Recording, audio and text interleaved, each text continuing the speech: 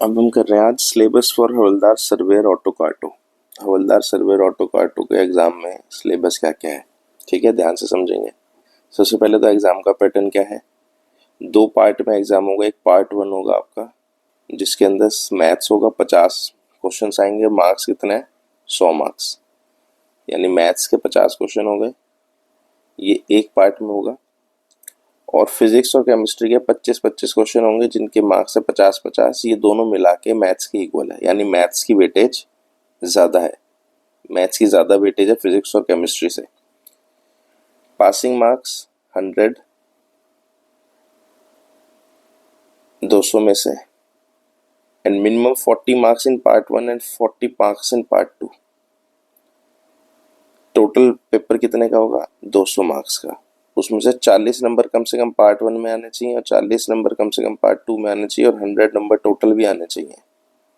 Total 100 से ज़्यादा होने चाहिए। खैर ये टोटल की तो ज़रूरत नहीं है आपको, क्योंकि तो वैसे भी कट ऑफ से ही जाता है, इस पे ज़्यादा ध्यान देने की ज़रूरत नहीं है। आपको ये ध्यान देना है कि दोनों में 40 मार्क्स तो आने ही चाहिए, यानी मैथ्स में 40 और फिजिक्स प्लस केमिस्ट्री में मिला के 40, तब जाके आगे आपको एलिजिबल देखा जाएगा।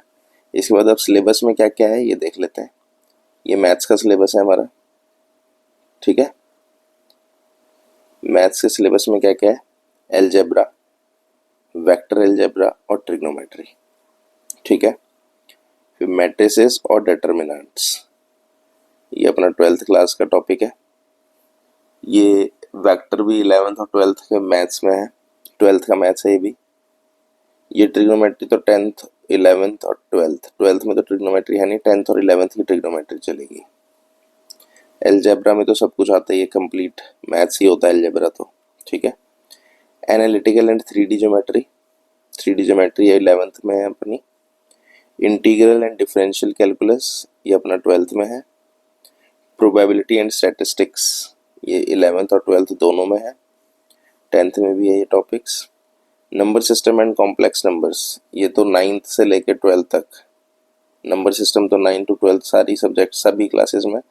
कॉम्प्लेक्स नंबर हमारा 11th में आ जाता है। Fundamental arithmetic operations and mensuration, mensuration भी 9th से 12th तक, 12th तक तो नहीं, 9th और 10th में ये मेंसुरेशन तो।